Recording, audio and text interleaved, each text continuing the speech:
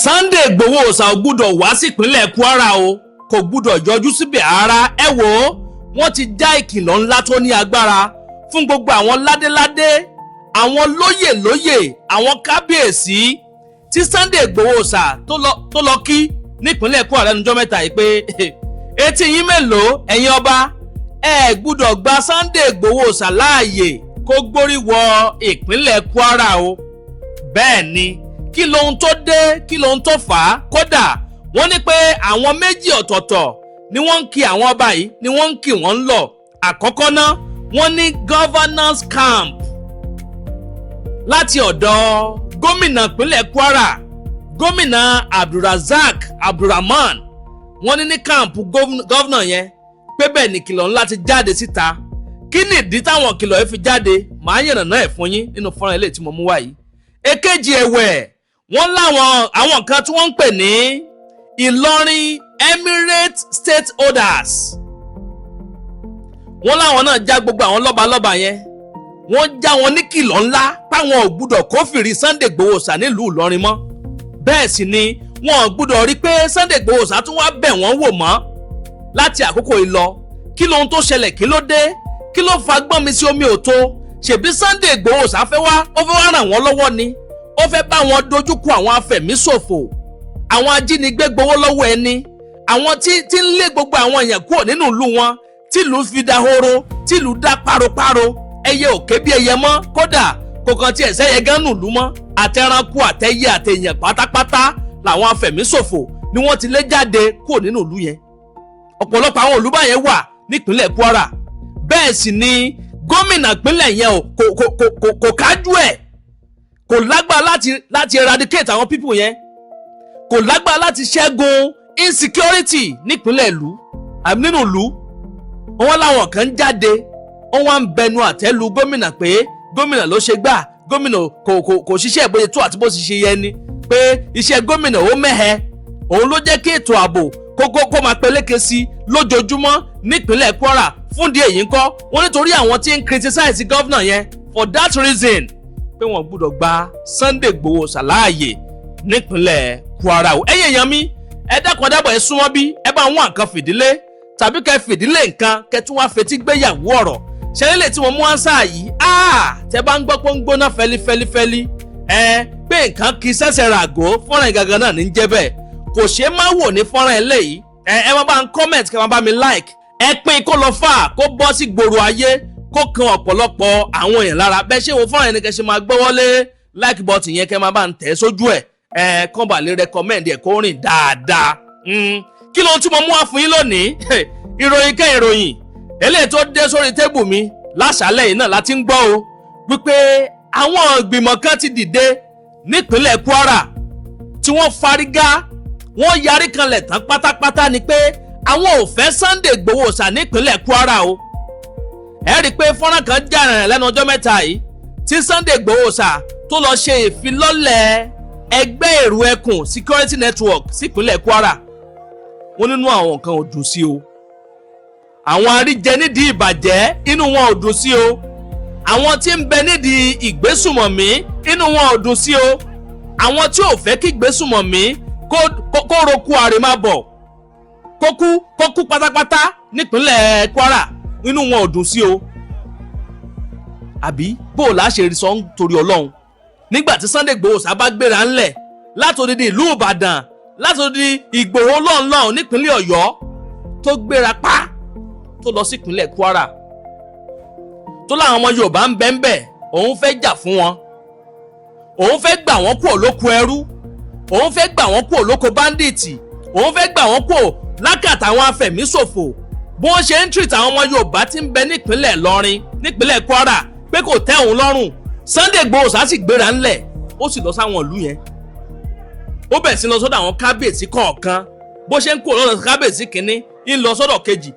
As a matter of fact, ìlú méje ọ̀dọ̀ kábíyèsí bíi mẹ́ta ọ̀tọ̀ọ̀tọ̀ náà sọ pé wọ́n lọ sí Baba Ńlá, ó lọ sí Gámú, Àìlérí, ó tún lọ sí Ọwọ́ Onírè.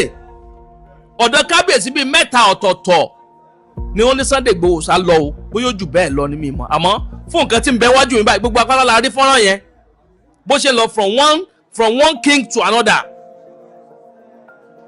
wọ́n bá ní pé nǹkan tí Sunday Igboho sá fẹ́ ṣe níbẹ̀ yẹn ó fẹ́ lọ́wọ́ kan ààbò sínú pé kò kí ń ṣe nǹkan tó wá fẹ́ ṣe yẹn gangan ló fẹ́ ṣe. Kódà wọ́n sọ débi pé wọ́n ní lára àwọn èrò ẹkùn tí interview àwọn èèyàn nígbà tí wọ́n lọ sí ọwá onírè, tẹ́ bá rántí ọwá onírè yẹn gbogbo ìlú yẹn ló dá páropáro, kò sẹ́yìn kankan nù ìlú yẹn mọ́. Kódà èèyàn bíi méjì báyìí náà bá pàdé lójú ọ̀nà, ọlọ́dẹ kan àti ọ̀gbẹ́ni kan tó fẹ́ jọ Fúlàní báyìí tí wọ́n bẹ̀rẹ̀ sí ń béèrè question lọ́wọ́ ẹ̀. Wọ́n nígbà tí wọ́n ń béèrè lọ́wọ́ ẹ̀ pé ìgbésẹ̀ wo níjọba yín ti gbé lórí ọ̀rọ̀ ètò ààbò tó dẹnu kọlẹ̀ nípínlẹ̀ Kwara yìí. Ó ní pé agbára ìjọba ò ká o, àbí bò láṣẹ sọ sí nígbà tí gbogbo ìlú ti dáwóró, tí gbogbo àwọn tí ń gbénú ìlú tí gbogbo wọn ti yá dànù, tí wọ́n ti sá kúrò, tí ò sẹ́yẹ̀ kankan mọ́ ní ìlú, kò sẹ́yẹ̀ kankan mọ́ ní ìlú yẹn látàrí ìsọsí àwọn afẹ̀míṣòfò tó ń wáyé lemọ́lemọ́ nípínlẹ̀ Kwara.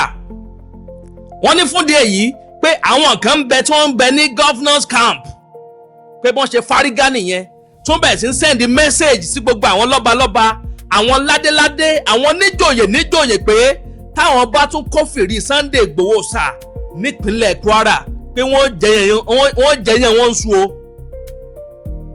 Wọ́n ní wọ́n ń lérí mọ́ wọn pé wọ́n kàn dínú yọ̀ tí Sunday Igboho sá bá tún lórí láyà tó gbórí wọ ìpínlẹ̀ Kwara. Ẹ̀yin èèyàn wa, ẹ gbọ́ bó lẹ ṣe nílé sí, ẹ máa bá ń comment, kẹ́ máa bá mi like.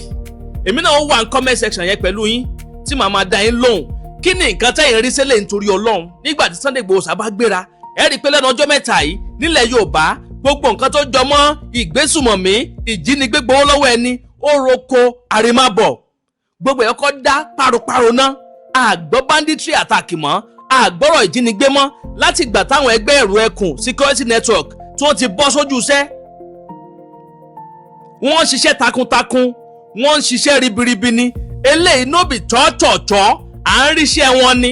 Bẹ́ẹ̀ la sì gbóṣùbà káre fún olóyè májàsọ́lá Sunday Igboho sá, owó baba dami ẹkùn ọkọ̀ Fúlàní, ọkọ̀ àwọn báńdíìtì.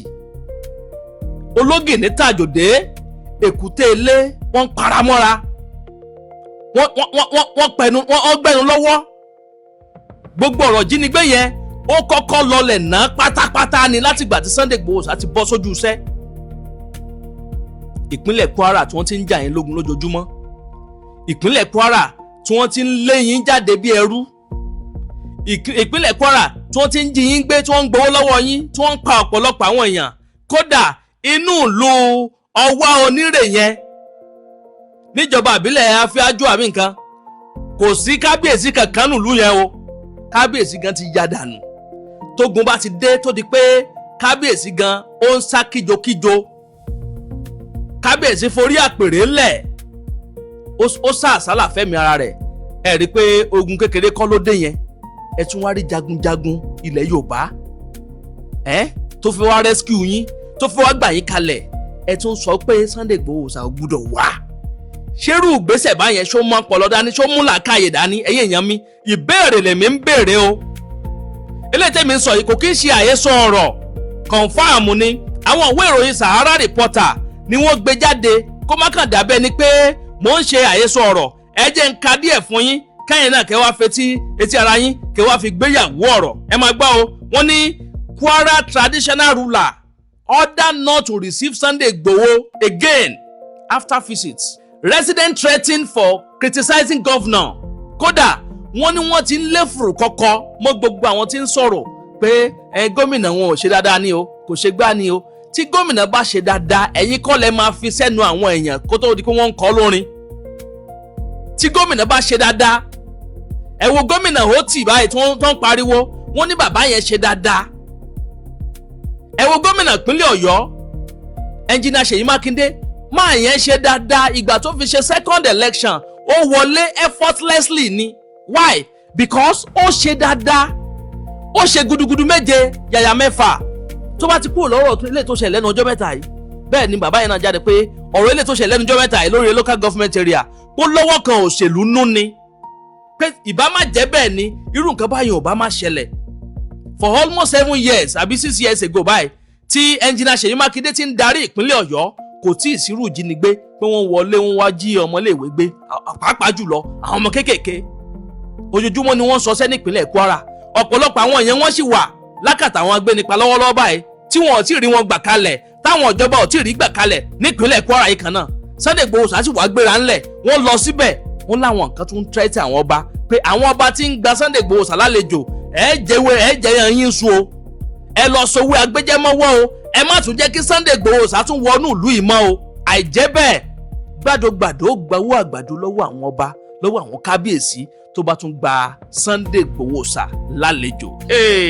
Abẹ́rẹ́ kó lè tún gbẹnu tán ẹ̀yin èèyàn mi kó lékè ń kà pó mà tún paka sọ ẹ máa ń comment kan bá mi like sì máa bá mi pín fọ́nrán ìkáàkiri ẹ máa gbọ́ o mo kàn fẹ́ ka díẹ̀ fún yín ni torí tí wọ́n bá ní kí n kàn wá ka gbogbo ẹ̀ lọ gbogbo ọjọ́ ó lọ tán lórí ìròyìn ilé tí à ń ṣe lọ́wọ́ ẹ̀. Only residents of Owa Onire in Kwara State who have been displaced from their ancestral community by persistent bandit attack.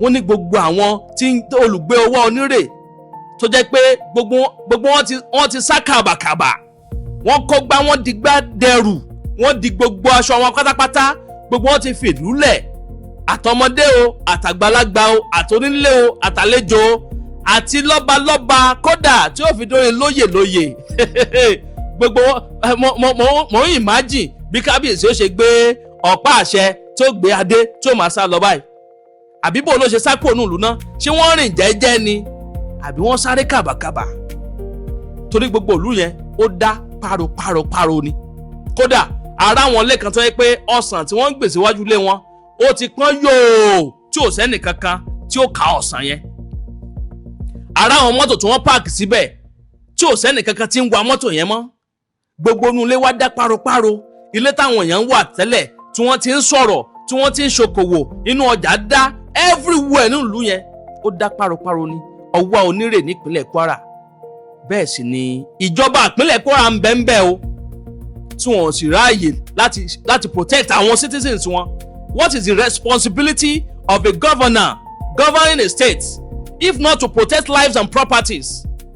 Àwọn èèyàn wá ń sọ̀rọ̀ wọ́n wá ń dín kòkò mọ́ wọn pé Sunday Igboho gbọ́dọ̀ wá rescue àwọn èèyàn nínú ìlú yẹn ẹ̀yin èèyàn abẹ́rẹ́ ìpele gbẹnu tán màá fi líǹkì Sahara Reporter yẹn sí comment section kẹ́ lọ ka ilé tó kù nínú ìròyìn yẹn kẹ́ lọ kà ń bẹ̀ àmọ́ kí ni èròǹgbà tí yín lórí ilé tá a sọ kalẹ̀ yìí? What is your own perspective about this? Ẹ jẹ́ darapọ̀ lábala àríwú kí ẹ bá mi comment kí ẹ bá mi like kẹ́sì má bá mi pín fọ́nrán yìí káàkiri kó kálé kó dẹ́sẹ̀ kùkú kó kan ọ̀pọ̀lọpọ̀ àwọn èèyàn lára torí pé kí ni eléyìí ṣe ní kàyéfì o ó gbẹnu tán ó lé kínkà bẹ́ẹ̀ náà ló pàkàṣọ nírìn jù báyìí lọ lórí ilé ìta mú wá fún yín sáà yìí ìlérí tí wọ́n là wá múṣẹ gẹ́gẹ́ bá ṣe ṣèlérí fún yín pé níjẹ́ kójú yín fọ́ bẹ́ẹ̀ náà láti níjẹ́ kétí yín di sí gbogbo àwọn ìṣẹ̀lẹ̀ tí bá ń ṣẹlẹ̀ káàkiri ilẹ̀ wa pàápàá jùlọ nílẹ̀ Yorùbá tiwa ń bì àdàbà ọ̀nà ní à ń sùn gbẹ́ iná ń jó ẹ̀yẹlé gbéra ńlẹ̀ àdàbà a tún ti fò fẹ̀rẹ̀ awọ̀lú sọ̀lúdẹ̀rọ̀ pẹ̀sẹ̀. agbe ní gbére pàdé olókun àdùkò ní gbére pàdé ọlọ́sà òdìdẹrẹ́ ní gbére pàdé wọn lóde ìwò fún ìwọ ọmọkùnrin tí nǹkan rẹ̀ ò ṣe déédé ìwọ ọmọkùnrin tí ṣàyàwó rẹ̀ ó ṣẹ̀ṣẹ̀ mọ gbọ́ jìgìjìgì lára lójú lọ mú kára rẹ̀ ó tó le ìwọ ọmọkùnrin tó ń retí ọmọ bíbí ìwọ ọmọkùnrin tó fẹ́ ṣe nǹkan tó dáa láyé pẹ̀lú aya rẹ̀ tí ìfàyàlòyà tí ó fi di nǹkan tó dáa ìwọ tátọ̀ rẹ̀ ń sàn tí ò kí tó láti dọmọ ìwọ ọkùnrin tára rẹ̀ ò le ìwọ ọkùnrin ṣẹ̀ẹ̀kan dìde ìwọ ọkùnrin tátàn rẹ̀ ò dúró déédéé ìwọ ọkùnrin tó ń retí ọmọ ìwọ ọkùnrin tó ṣẹ̀ṣẹ̀ ṣègbéyàwó ọgbọ́ capable herbal energy capsule ló nílò fún gbogbo àìṣedéédéé ara rẹ̀ kó o lè jẹ́rìí sọmọ bíbí àti nǹkan tó dáa láti ṣe.